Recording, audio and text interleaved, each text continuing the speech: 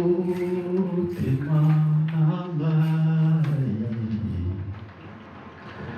etoni na posa na yo kolu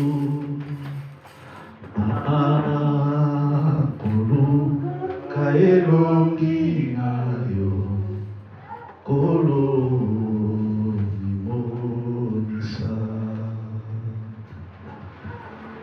motema nangai etoni na posa na yo kolu na koluka elongi na yo kolu mimonisa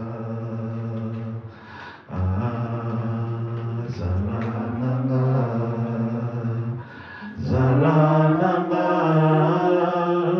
simbako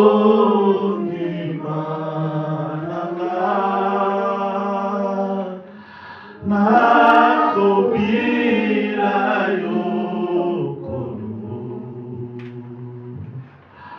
atabakosekanga sezela motema nanga ngana mona boka na yo kolo nakobila yo kolo atabakosekanga sezela motema ngana mona boka na yo kozala pembeni na yo eleki baposa nyonso bolingo na yo kolo efuluki motema nanga kolo kozala pembeni na yo eleki baposa nyonso bolingo na yo kolo efuluki motema nanga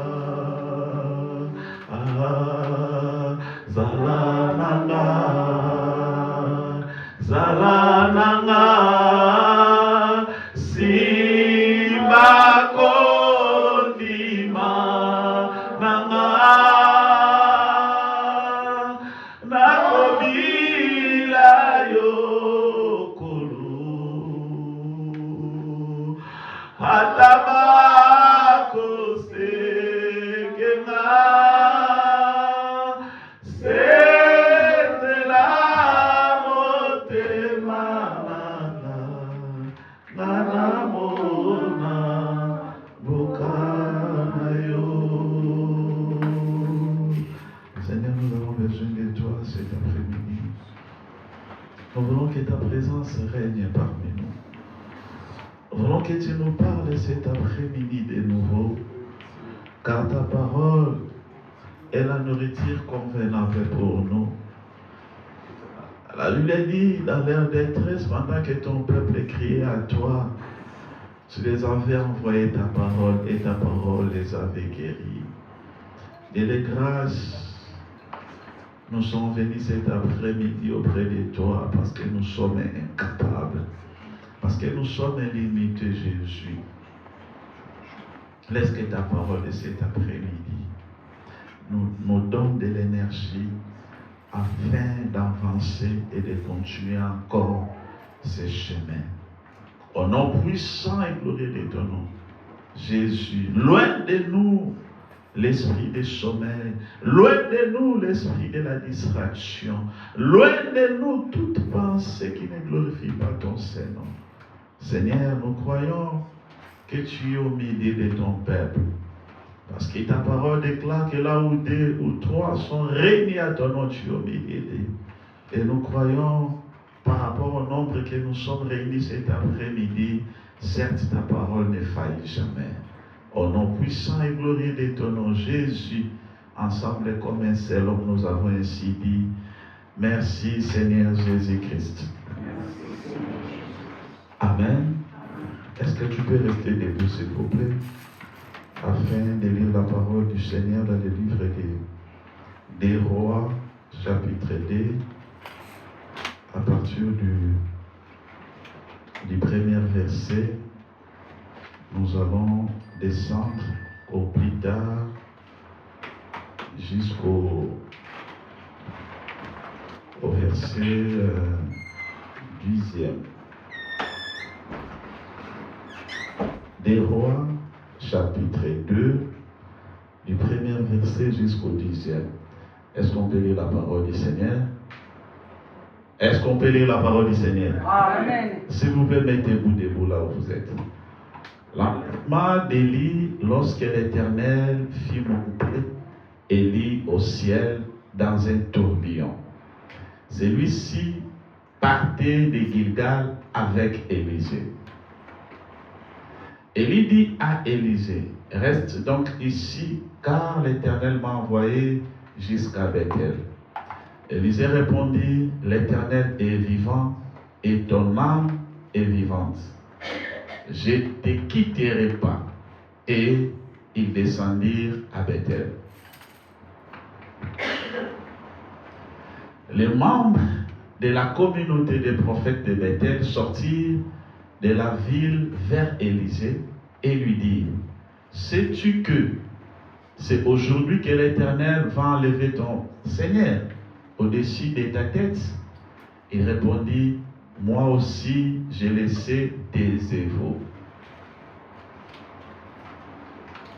Élie lui dit, Élisée, reste donc ici, car l'Éternel m'envoie à Jéricho. Il répondit, l'Éternel est vivant et ton âme est vivante. Je ne te quitterai pas. Et ils arrivèrent à Jéricho.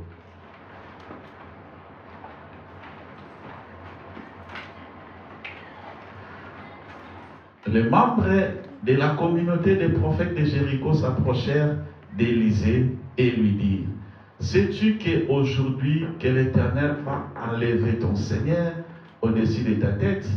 Il répondit, si j'ai laissé tes évaux. Élie lui dit, reste donc ici, car l'Éternel m'envoie vers le Jourdain. Il répondit, l'Éternel est vivant, ton âme est vivante. Ton âme est vivante, je ne te quitterai point. Je ne te quitterai pas. Et il poursuivit tous leurs chemins. Il y a eu 50 membres de la communauté des prophètes qui vit se prosterner face à deux et face à deux à une certaine distance, tandis que le même s'arrêtait au bord du Jourdain. Élie prit alors son manteau, roula et frappa l'eau. Elle se sépara et elle traversait tous les deux à pied sec. Une fois qu'il y eut traversé, Élie dit à Élisée, dis-moi ce que tu veux que je fasse pour toi avant d'être enlevé loin de toi. Élisée répondit, qui est sur moi une double part de ton esprit. Élie dit, tu demandes quelque chose de difficile. Toutefois, si je peux me voir parlant, je serai enlevé loin de toi. cela arrivera. Sinon, cela n'arrivera pas. La parole du Seigneur. Est-ce qu'on peut acclamer pour la parole de Dieu? Acclamer pour la parole de Dieu. Tu peux te mettre là où tu es. Tu salis la personne qui est à tes côtés, s'il vous plaît.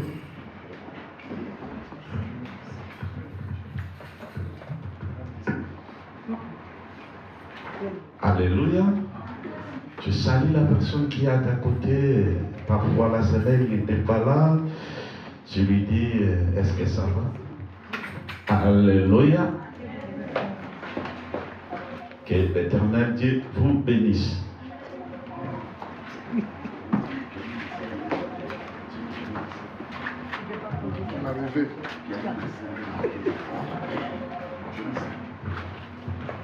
Alléluia. Est-ce qu'il y a la joie au milieu de nous? Est-ce qu'il y a la joie? Est-ce qu'on peut manifester qu'il y a la joie au milieu de nous? Alléluia. Vraiment, je suis ravi cet après-midi d'être devant toi. Se mettre devant toi ne me donne pas la supériorité sur toi, mais c'est une grâce. Alléluia. Je m'en fais grâce d'être devant vous pour vous parler de la part du Seigneur. Comme j'ai toujours dit, cette chair est tellement chère. On ne donne pas la chair à n'importe qui. Et lorsqu'on vient sur la chair, on ne vient pas non plus avec la chair parce que la chair est tellement chère. Alléluia. Alléluia. Ok, je bénis Dieu pour cette opportunité de vous parler de la part du Seigneur. Cet après-midi, le thème que nous allons partager, c'est l'attachement. L'attachement.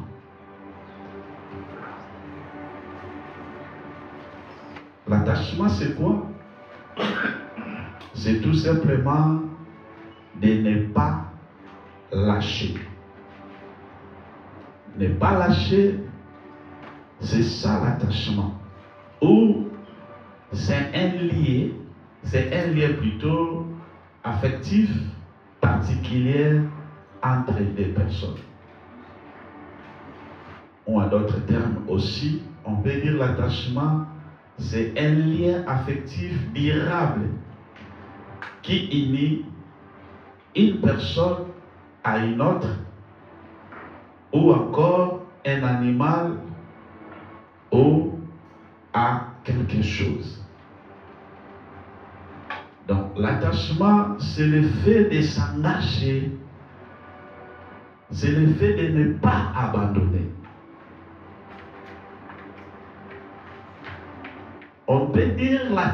On peut parler de l'attachement lorsqu'il y a l'affection, lorsqu'il y a l'intimité, lorsqu'il y a le respect des accords.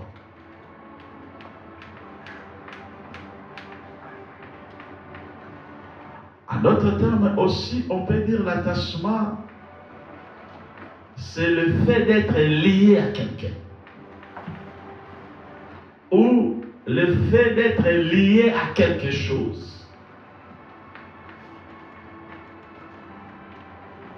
Est-ce que je parle à quelqu'un? C'est ça l'attachement.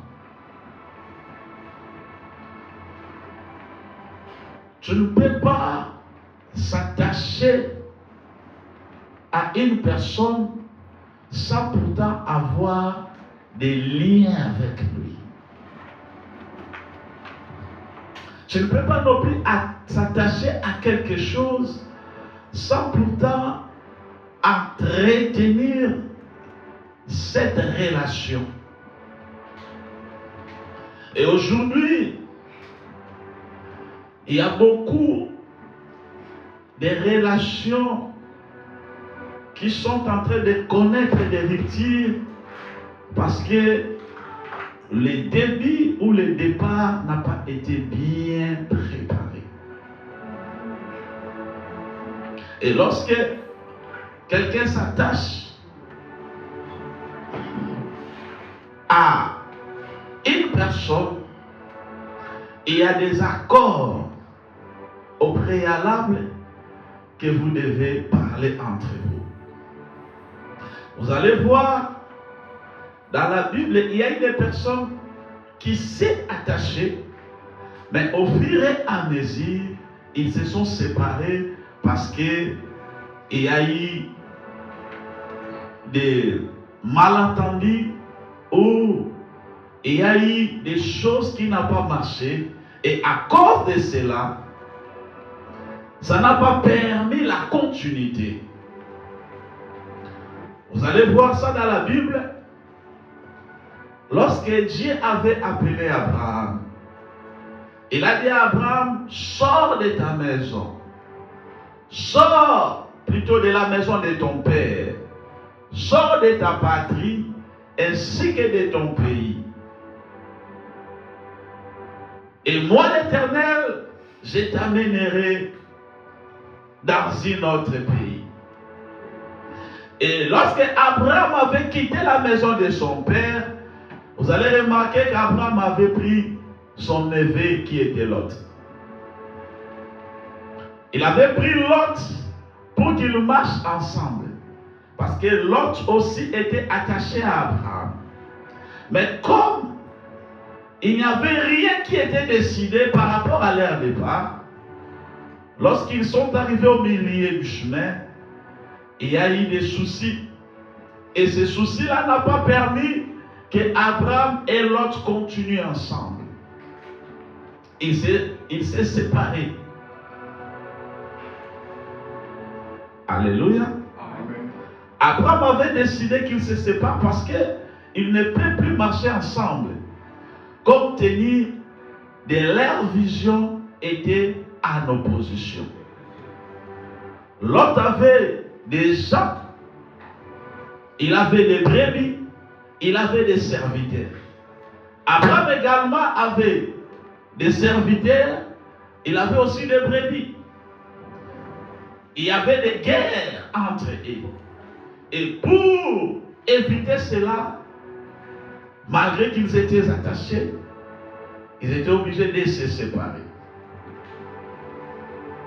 Est-ce que quelqu'un m'attend? Est-ce que quelqu'un m'attend? Mais aujourd'hui, nous voulons plus parler de l'attachement. Quand est-ce que tu peux s'attacher à quelqu'un ou s'attacher à quelque chose? C'est lorsque tu es déterminé à atteindre l'objectif précis. Dans la Bible, là où nous venons de lire dans le livre des Rois, chapitre 2, premier verset jusqu'au 10e verset, on nous parle d'Élisée et d'Élie. Élisée n'est pas une fille ou une femme, c'est un homme. Alléluia. Amen. Alléluia. Amen. Parce que j'ai déjà entendu un prédicateur qui disait Élisée c'est une femme. Élisée que la Bible nous parle ici, c'est un homme. Il fut un prophète, mais il était sous l'onction d'Élie ou au service d'Élie.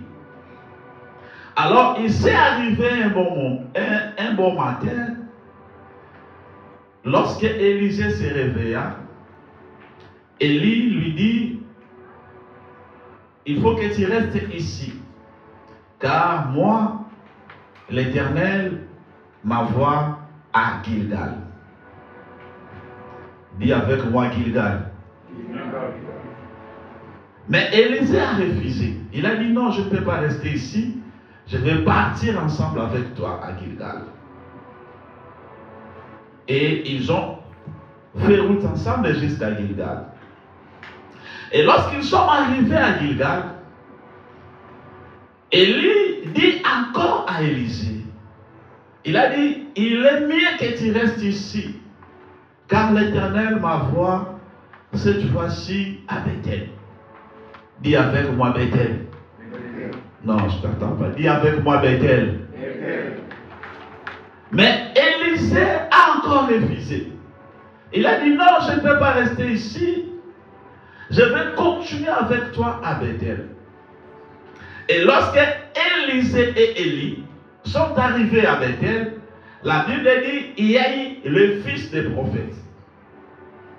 Quand on parle de fils des prophètes, ce n'est que le terme qu'on a plusieurs fois utilisé dans la Bible qui veut dire les aspirants ou les jeunes serviteurs. Donc ceux qui servent Dieu dans l'église, dans la sacrificative. Alléluia. Sont venus vers Élisée pour lui dire, est-ce que tu sais que l'Éternel va enlever ton maître au-dessus de ta tête? Élisée leur dit, j'ai laissé, taisez-vous. Pourquoi ces fils des prophètes étaient venus dire cela à Élisée? Ils sont venus dire à Élisée pour que Élisée ne continue pas la marche avec Élie. Est-ce que quelqu'un m'attend? Mais tellement Élisée était attaché à Élie et il avait un objectif à atteindre. Il leur a dit, taisez-vous. En quelque sorte, il leur a dit, il ne faut pas s'en mêler à mes affaires. Et la Bible dit, Élie dit encore à Élisée, il a dit, reste encore ici à Bethel, car moi l'Éternel m'envoie cette fois-ci à Jéricho. Dis avec moi, Jéricho. Jéricho. Non, je ne t'ai pas entendu. Dis plus fort avec moi, Jéricho. Jéricho. Mais Élisée a toujours refusé. Il a dit non, je ne peux pas rester ici à Bethel. Malgré les fils des prophètes lui avaient averti que le Seigneur va enlever ton maître au-dessus de ta tête. Mais il a dit non, je dois toujours aller avec lui. Et lorsque ils ont fait la marche ensemble, arrivant maintenant à Jéricho, la Bible dit, il y a encore les fils des prophètes. Les regroupements des fils des prophètes étaient venus encore vers Élisée pour lui dire, tu sais que le maître, ton maître va être élevé, va plutôt être enlevé au-dessus de ta tête aujourd'hui. Élisée leur répondit, taisez-vous, il ne faut pas se mêler dans mes affaires. Je les connais et je les sais. Et après cela, la Bible dit, Élie avait dit encore à Élisée, reste encore ici, car l'Éternel m'amène cette fois-ci au Jourdain. Dis avec moi, Jourdain. Mais Élisée a encore refusé. Il a dit non, je ne peux pas rester ici. Je vais continuer avec toi. Bien, vous savez, dans la vie, avoir des personnes qui acceptent de marcher avec toi, peu importe les réalités, peu importe les tempêtes, peu importe les circonstances, ce n'est pas donné à n'importe qui. Est-ce que quelqu'un m'attend? J'ai vu des couples se séparer malgré leur serment de mariage que les gens ont souvent toujours dit pour les meilleurs et pour les pires.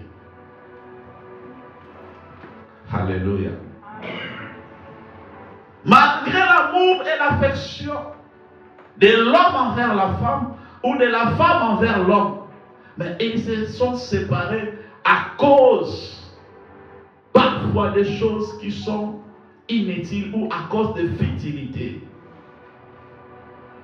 J'ai vu dans ma vie les parents se séparer de leurs enfants à cause parfois de biens. Et que dirais-je des familles qui sont séparées, divisées, voire même. Mais avoir quelqu'un qui n'est pas de ta famille, qui n'est pas ta femme, qui n'est pas non plus ton enfant, ton frère ou ta sœur, s'attacher à toi, de t'accompagner malgré les réalités, malgré les défis, malgré les combats. Ce n'est pas donné à n'importe qui. Alléluia. Alléluia. Et Élisée a refusé de rester à Jourdain. Il a dit non, je vais marcher avec toi. Et lorsqu'ils sont arrivés à Jourdain, la Bible dit, Élie avait dit à Élisée de rester.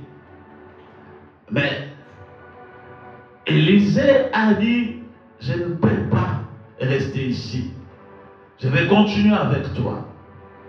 Regarde la personne qui est à tes côtés, s'il est en train de dormir, dites-lui de ne pas dormir, s'il vous plaît. Il a dit, je vais continuer avec toi. Et Élie avait enlevé son manteau et il avait frappé l'eau.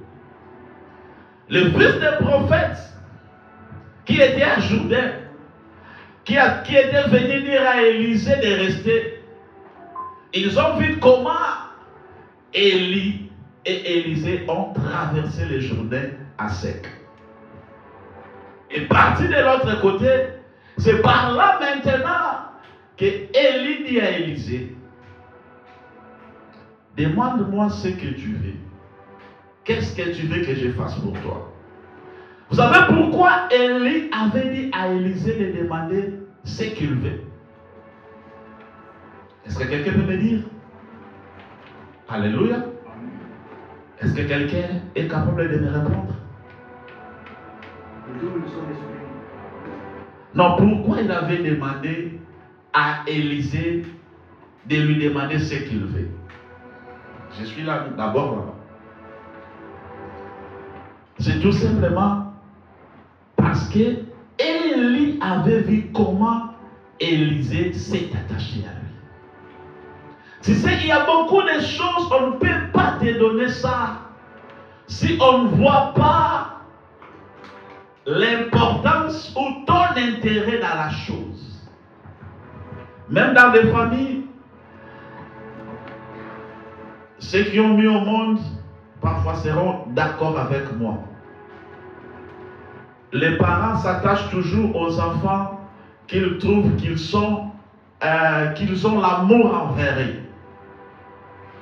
Même si tous les enfants ont la même place, mais parfois dans les guerres des parents, il y a d'autres enfants qui ont la plus grande place dans les guerres du papa ou de maman. Alléluia. Alléluia. Parce qu'ils voient que cet enfant, il est parfois différent des autres.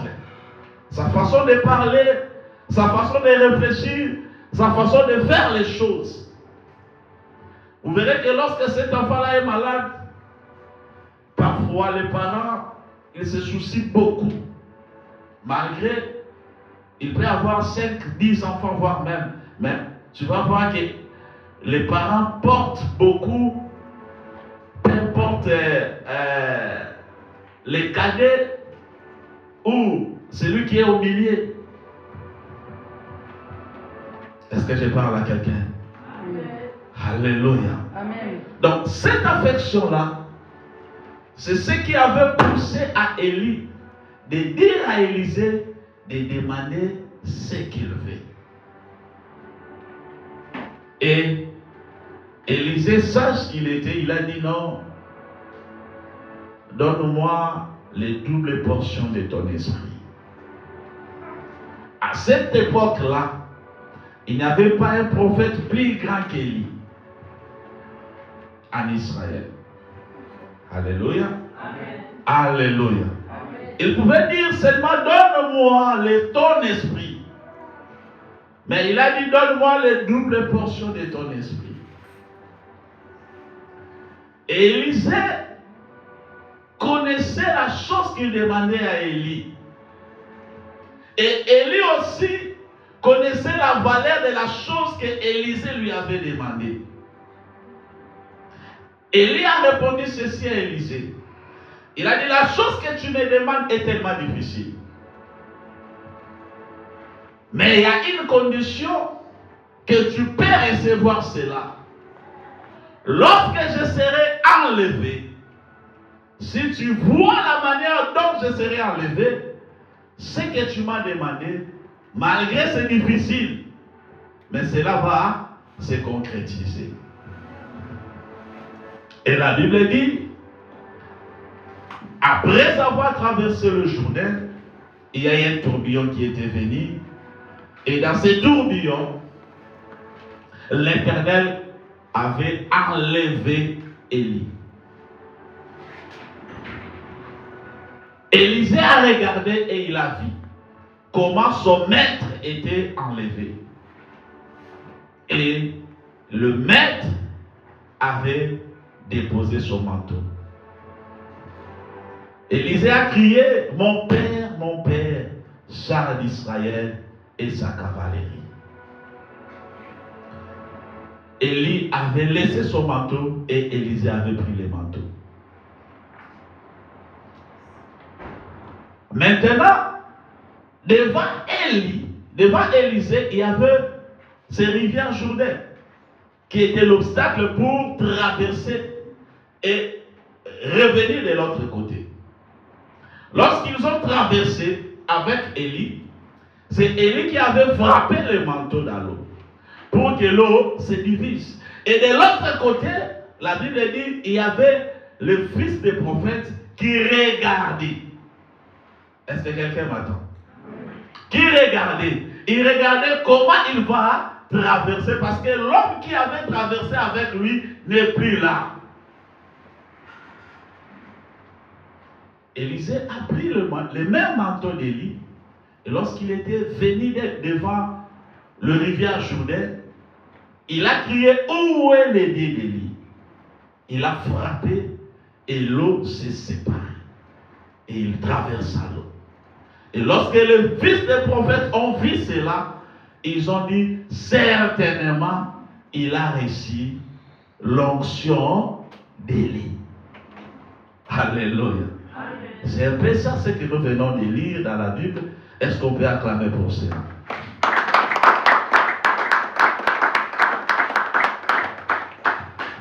Bien-aimés, il y a plusieurs choses que nous pouvons dégager par rapport à ces versets bibliques, mais à cause du temps, je serai un peu très rapide pour que par rapport au temps qui nous est resté, je sois capable de transmettre la pensée dédiée par rapport à notre enseignement.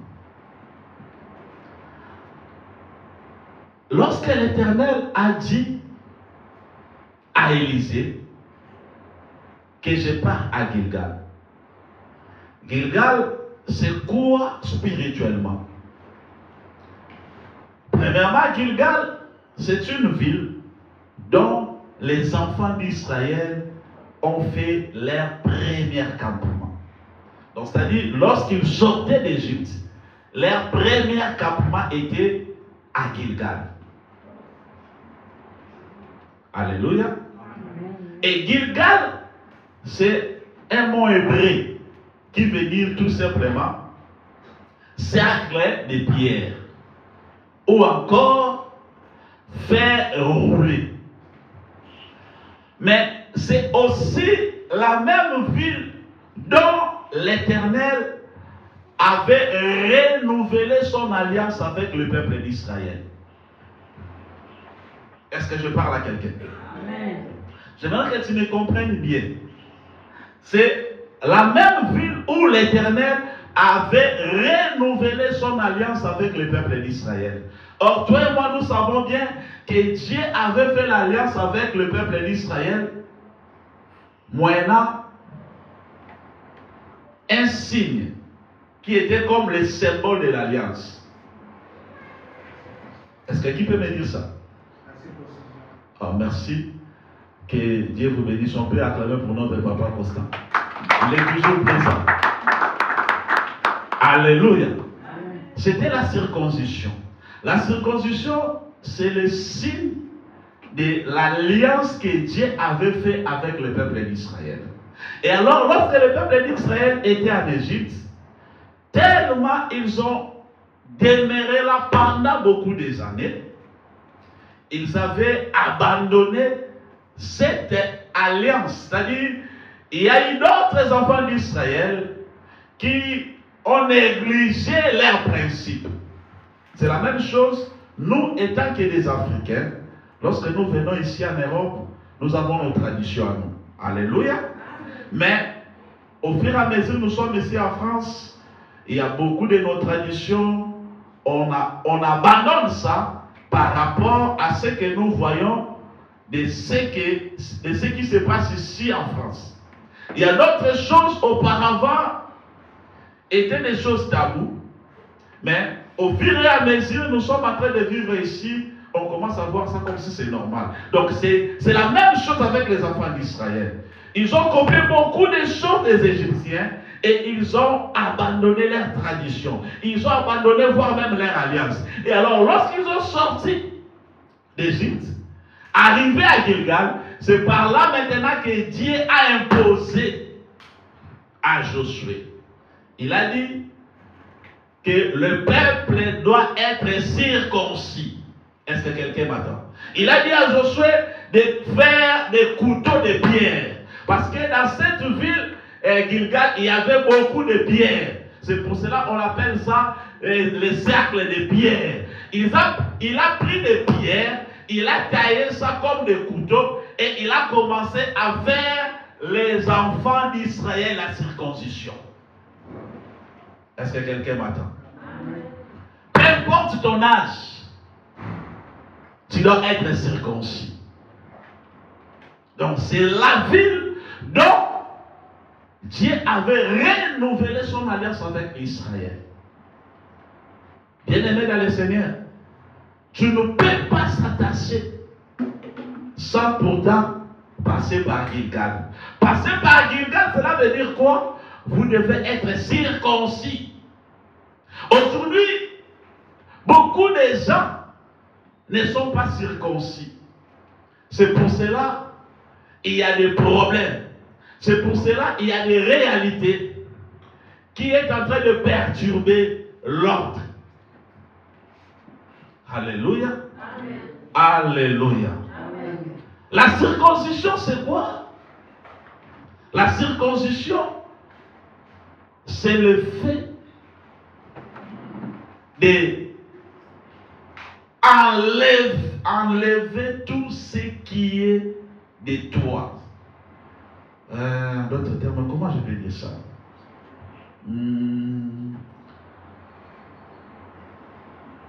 Kolongola kibongai, voilà, la circoncision est à kolongola kibongai. La circoncision est à, c'est le fait d'accepter de perdre quelque chose qui est en toi, peu importe la douleur que tu vas subir. Alléluia. Beaucoup des gens, beaucoup des enfants de Dieu aujourd'hui ne sont pas circoncis. C'est ça le problème que l'Église est en train de connaître. Vous allez voir que quelqu'un qui était au monde, il est venu à l'Église, mais avec sa mentalité mondaine. Quelqu'un qui était païen, il est venu à l'Église avec leurs traditions païennes.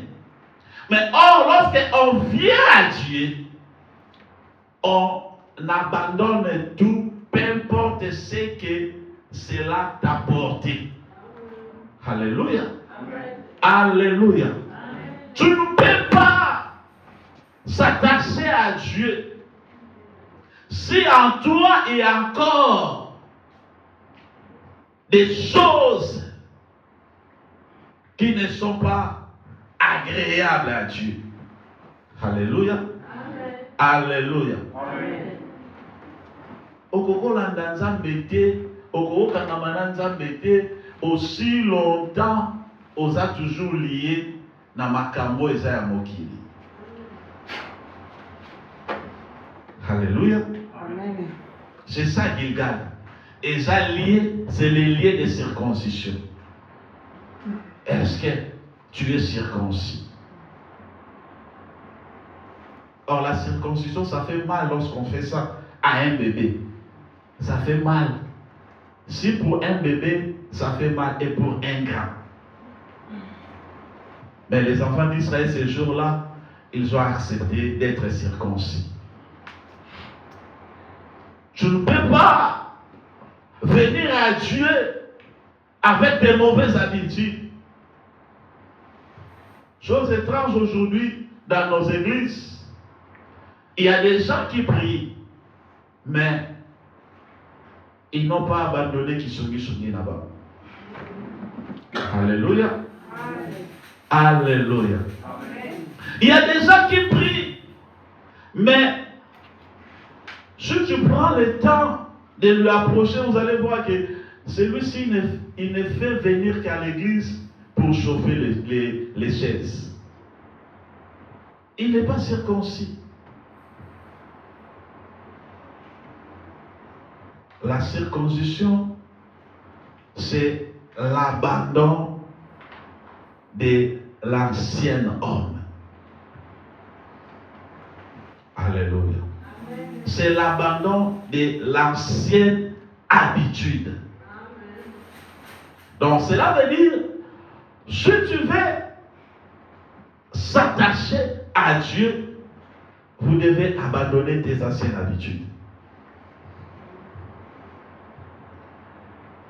Tu dois abandonner tes mauvais comportements. Tu dois abandonner tes mauvaises façons de voir les choses. Tu dois abandonner tes mauvaises façons de parler. Alléluia. Alléluia. C'est ça la circoncision. C'est ça Gilgal. Parce que Gilgal, c'est aussi l'image de la purification. Tu ne peux pas s'attacher à Dieu si tu n'es pas purifié.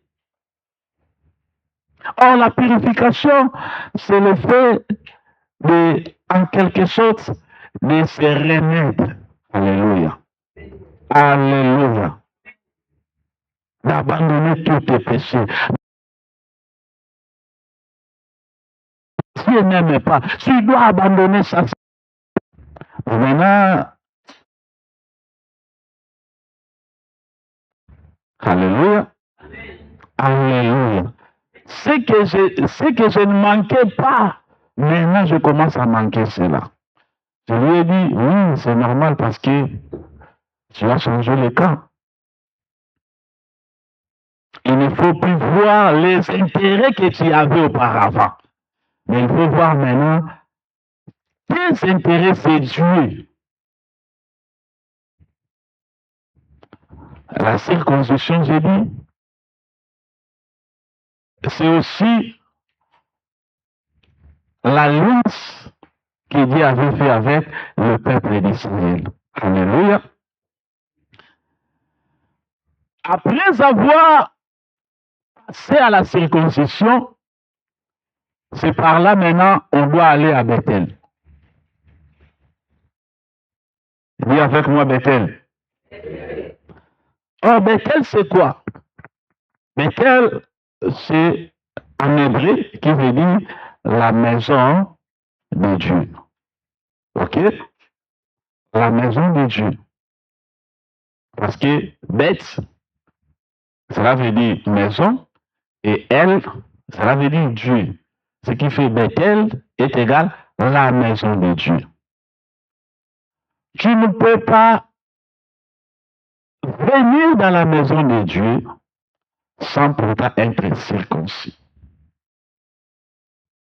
L'Église, c'est une famille. Alléluia. Mais je vais te dire aussi que l'Église n'est pas une famille. Je vais nuancer. L'Église est une famille parce que nous sommes réunis. Alléluia. Nous sommes réunis pour former un corps.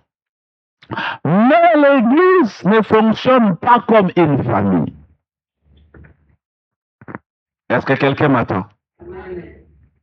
L'Église est différente de la famille. Ne fonctionne pas de la même manière que la famille. Si dans la famille il y a la tolérance, dans l'Église il n'y a pas de la tolérance. Parce que dans l'Église, ce n'est pas la maison de ton père. Mais l'Église, c'est la maison de notre Dieu, c'est la maison du grand roi. Et lorsque nous sommes venus dans l'Église, nous venons à l'Église pour adorer. Nous ne venons pas à l'Église pour s'aventurer. Alléluia. Alléluia. On vient dans l'Église pour être dans la présence de Dieu.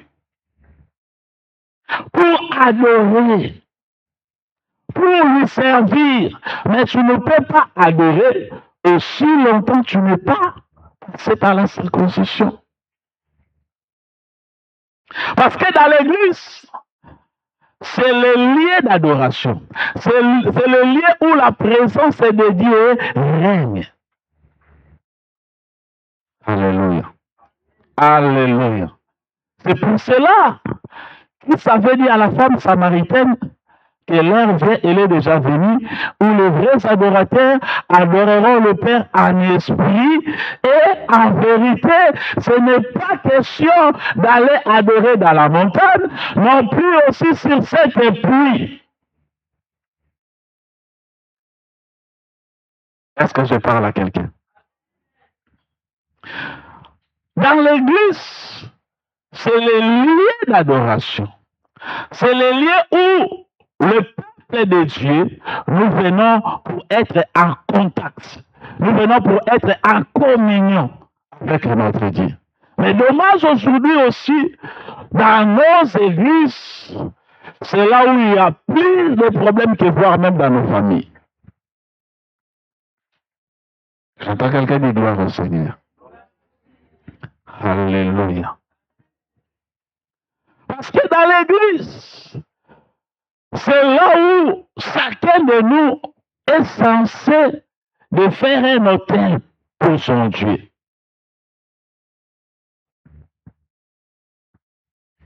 Parce que dans ces Bethel-là, la première personne qui avait fait l'autel, c'était Abraham. Et le deuxième qui a fait l'autel, c'est Jacob. Parce que c'est dans l'église où le ciel et la terre s'unissent. C'est dans l'église, dans la présence de Dieu, que nous sommes en contact avec le ciel et la terre. C'est le lieu où nous venons pour être transformés. Est-ce que toi qui viens à l'église, tu viens pour adorer ou tu viens pour d'autres choses? Alléluia. Alléluia. Parce que Bethel, c'est le lieu des sacrifices aussi. Quand je parle des sacrifices, je fais allusion à l'offrande. Alléluia. Alléluia. C'est le lieu où on vient pour offrir à Dieu. C'est ça, Bethel.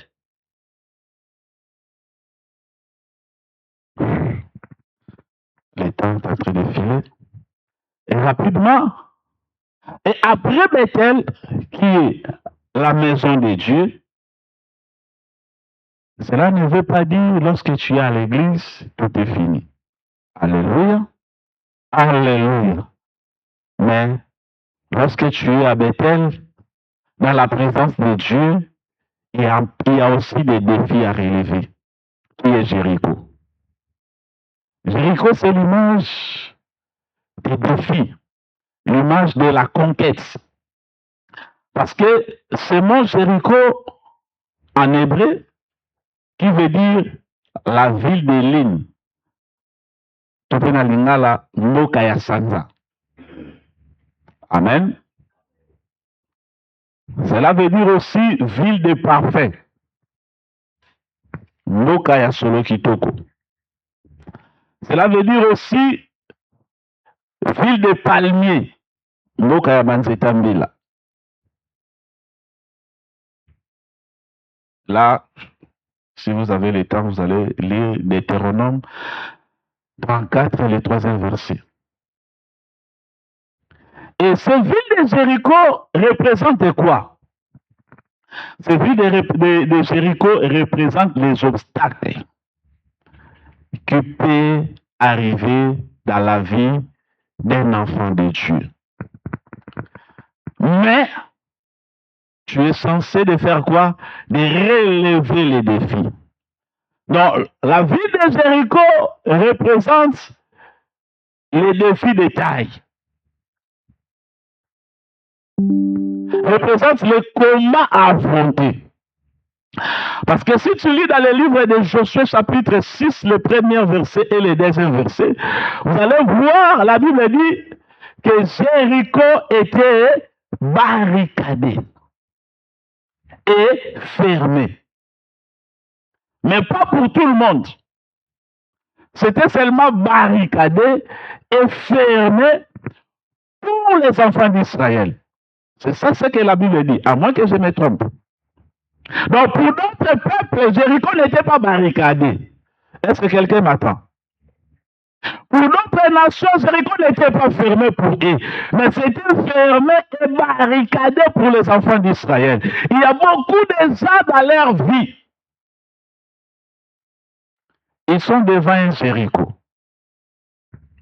Il y a beaucoup de gens dans leur famille.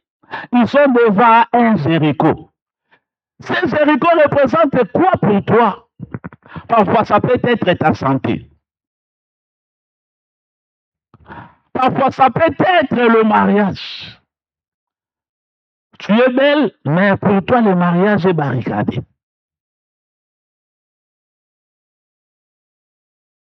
Tu te maries, mais pour toi, les enfants, c'est un Jéricho pour toi, tu ne mets pas au monde. D'autres personnes, ils mettent au monde, mais pas toi, parce que pour toi, pour votre famille, les enfants, c'est un Jéricho, c'est barricadé. Vous ne pouvez pas mettre au monde. Est-ce que quelqu'un m'attend? C'est ça, Jéricho. Donc, c'est quelque chose de bon, mais le diable t'a privé ça. Il ne veut pas que tu accèdes à cela.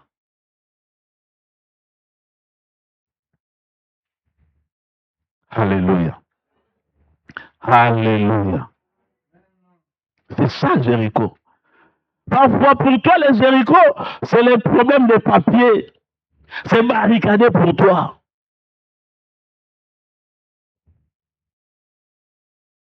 Jéricho était barricadé pour les enfants d'Israël. Ils savaient bien que c'est la ville de Lynn, c'est la ville de Parmier, c'est la ville de Parfait. Mais comment entrer? C'est ça le problème. Comment y accéder? C'est ça le problématique. Combien parmi nous sont en train de subir cette loi de Jéricho? Malgré les efforts que tu fais, mais la porte est toujours fermée pour toi. J'aimerais te dire cet après-midi, c'est possible que Jéricho tombe. Alléluia. Alléluia. C'est possible que Jéricho tombe pour toi. Mais pour que Jéricho tombe, il faut une formule. La formule, c'était quoi? C'est faire 7 tours c'est plutôt faire 7 tours pendant 7 jours. Et le 7e jour, faire 7 fois. Donc, c'est-à-dire, le travail que tu as fait pendant toute une semaine, les derniers jours, tu répètes cela pour une seule journée. Est-ce que quelqu'un m'attend? Et de pousser un cri. C'est par là que Jéricho pouvait tomber. Bien-aimé dans le Seigneur, il y a des choses spirituelles que tu négliges. C'est important. Il y a beaucoup de choses qui ne vont pas dans ta vie. Il ne faut pas commencer à voir ça normal. Alléluia. Alléluia. C'est pour laquelle lorsqu'on vous dit, venez, nous devons prier, gênons, bien-aimé, il faut gêner, bien-aimé, il faut venir prier parce qu'il y a des réalités spirituelles. Sans les formules spirituelles, Jéricho ne pouvait jamais être tombé. Parce que c'était une ville fortifiée. Quand on parle de la ville fortifiée, c'est aussi ça, Jéricho. C'est parmi les villes fortifiées. C'est-à-dire, cette ville était construite d'une manière, était sécurisée. J'entends quelqu'un dire gloire au Seigneur. Alléluia. Donc, par là, j'ai dit, Jéricho représente la conquête. C'est que tu dois conquérir. Alléluia. Tu dois conquérir, tu dois t'élever. Regarde qu'est-ce qui est barricadé dans ta vie. Regarde qu'est-ce qui est barricadé dans votre famille. Il y a des familles où parfois c'est le travail qui est barricadé, ou parfois c'est la grandeur qui est barricadée, ou parfois c'est le mariage qui est barricadé, ou parfois c'est la vie. Donc les gens, lorsqu'ils arrivent à 40 ans, 45 ans, ils pensent déjà que nous, dans notre famille, c'est en 50 ans qui est notre limite. C'est votre Jéricho. Alléluia. Et j'ai dit, il y a un prix à payer. Parce que la gloire, lorsque tu vas entrer en Jéricho, il y a la gloire de Dieu et la gloire de ce monde qui va t'accompagner. Il y a des gloires. La gloire de Dieu sera sur toi, mais la gloire des hommes aussi, la gloire de ce monde va aussi t'accompagner. Mais pour avoir cette gloire de ce monde, il y a aussi un prix à payer. Alléluia. Tandis que la grâce est attachée à la foi. Mais la gloire est attachée à un prix à payer. Tu es censé de payer un prix. Et à la fin, si on peut dire les Jourdains, c'est après avoir vu la gloire de Dieu, après avoir conquéri ton Jéricho. Et il y a les Jourdains. Les Jourdains, c'est presque la même chose avec Gilgal. Parce que le Jourdain nous montre, c'est l'image de la repentance, c'est l'image de l'humilité. Alléluia. Alléluia. Il y a beaucoup de gens, lorsque Dieu le bénit, il change totalement. Ngana loba boye. Bayeba mwana nzambe ya solo. Soki nzambe apamboli abateli bonzambe. Alléluia. Alléluia. Il y a beaucoup de gens, lorsque Dieu lui élève, vous allez voir sa vraie version. Est-ce que quelqu'un m'attend? Alléluia. Sa vraie version apparaît maintenant. Mais Jourdain veut nous montrer l'humilité. Peu importe ce que Dieu peut te donner, il faut être humble. Il faut s'humilier. Alléluia. Alléluia. Peu importe ce que Dieu va faire dans ta vie, il faut descendre. Le Jourdain nous parle aussi de l'image de la nouvelle naissance, qui est le baptême. Alléluia. Alléluia. Bien-aimé, le Jourdain, c'est aussi cette illustration. Qui connaît le chenil. Alléluia. Voilà. C'est ça. Dans le Jourdain, c'est la transformation. La transformation des chenilles au papillon. Alléluia. Lorsque le chenil devient papillon, il ne retourne plus le chenil. Et lorsqu'il devient papillon, il ne marche plus non plus sur la terre. Mais il commence à faire quoi? À voler. C'est ça le Jourdain. Mais est-ce que tu as déjà traversé aussi le Jourdain? Alléluia. Dieu ne peut jamais te donner les doubles portions. Parce que les doubles portions, c'est quoi?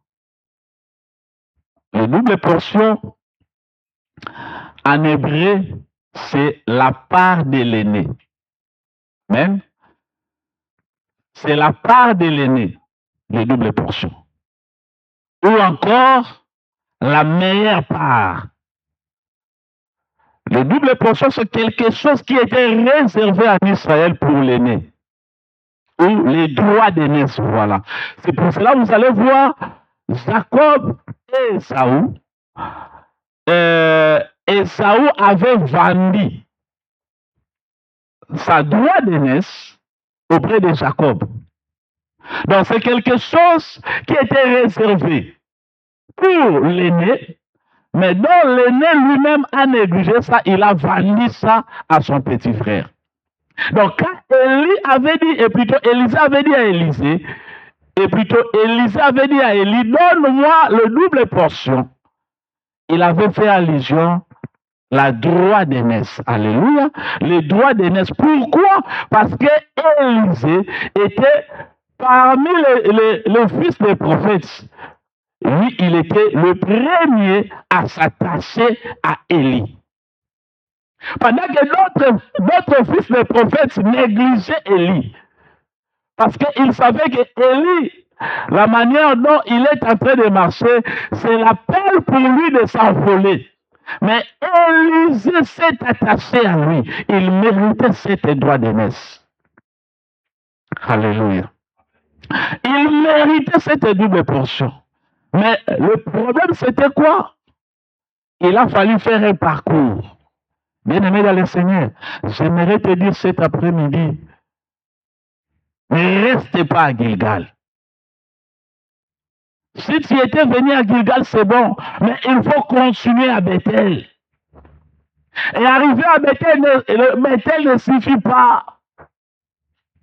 Il faut continuer, parce qu'après Bethel, il y a le Jéricho qui t'attend.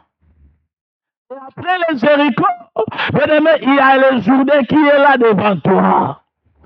Et après le Jourdain, c'est par là qu'il y a un tourbillon qu'il faut affronter. Alléluia. Vous savez, les tourbillons, nous, lorsqu'on était des petits, il y avait l'expression qu'on disait, je ne sais pas les enfants d'aujourd'hui, on disait Mopepakaïna. C'est-à-dire, il y avait un vent qui venait et ce vent-là emportait beaucoup de poussière. Alléluia, ça faisait comme un tourbillon. Maintenant, pour regarder ce vent-là, c'est difficile parce que les sables vont entrer dans tes yeux. Mais c'est ça aussi la condition que Élie avait dit à Élisée. Il a dit, c'est facile ce que tu me demandes, mais il faut que tu voies lorsque je serai enlevé. Alors pour Élisée, voir, il a fallu qu'il reste les yeux ouverts, que le poussière entre dans ses yeux pour voir comment Élie va faire quoi? Va monter dans les ciels. Ce n'était pas quelque chose de facile. Et Élisée avait vu cela. Mais j'aimerais dire à quelqu'un cet après-midi, ce que tu veux, ce que tu demandes, c'est facile, mais il faut se tenir pour y arriver. Alléluia. Il faut se tenir pour y arriver. Parce que le Dieu qui t'a appelé, le Dieu que tu t'es engagé à servir, il est un Dieu fidèle. Toute personne toutes les personnes qui sont attachées à lui, il a changé leur vie. Et je crois que c'est possible que si tu t'attaches à Dieu, que si tu t'attaches à cette vision, il y aura quelque chose qui va se passer dans ta vie. Je ne sais pas dans quel domaine cela va se passer, mais moi je crois que c'est possible que quelque chose se passe dans ta vie. Moi je crois que c'est possible que quelque chose se passe dans ta famille. Moi je crois que c'est possible que quelque chose se passe dans tes affaires. Je crois que ton attachement n'est pas en vain. Alléluia. Alléluia. Pendant que d'autres sont en train d'abandonner, mais j'aimerais te dire cet après-midi, n'abandonnez pas. Pendant que d'autres sont en train de te décourager pour te dire tu ne sais pas. Moi je vais te dire cet après-midi, n'écoutez pas ce que les gens disent, écoutez ce que le Seigneur te dit. Continuez à marcher. Alléluia. Il y a toujours des gens qui viennent pour te décourager. Mais il ne faut pas écouter ce qui te décourage. Mais écoute le Saint-Esprit qui te dit avance encore. Alléluia. Alléluia. Et ce jour-là, le fils des prophètes qui disait à Élisée, restez ici car ton maître va être enlevé. Lorsqu'ils ont vu Élisée avec le manteau frapper les Jourdains et que les Jourdains se séparaient ça et là, ils ont dit réellement cet homme, il a reçu l'onction, il a reçu les doubles portions d'Élisée. Et ils étaient venus se prosterner devant Élisée pour que Élisée prie pour eux. J'aimerais te dire cet après-midi, ce qui te décourage aujourd'hui, demain après-demain, reviendra vers toi. Ce qui te décourage aujourd'hui, te parle, non, abandonne. Demain, lorsque Dieu va te visiter, il va revenir auprès de toi pour te dire comment tu as fait pour que tu réussisses. Alléluia. N'abandonne pas. Attache-toi à Dieu. Car ceux qui s'attachent à lui, ils produisent toujours les fruits. Il a dit, moi je suis le véritable sceptre. Alléluia. Alléluia. Tout sarment qui s'attache à moi produise le fruit. Bien-aimé, j'aimerais te dire, si tu t'attaches à notre Seigneur Jésus-Christ, qui est le véritable sceptre, toi qui es le sarment, bien-aimé, tu produiras le fruit. Tu produiras le fruit. Parce que tous les sarments qui s'attachent à lui, ils produisent toujours. Que l'Éternel Dieu te bénisse. Que l'Éternel Dieu te bénisse. Mets-toi debout là où tu es, nous allons prier. Nous allons prier seulement pour 2 minutes.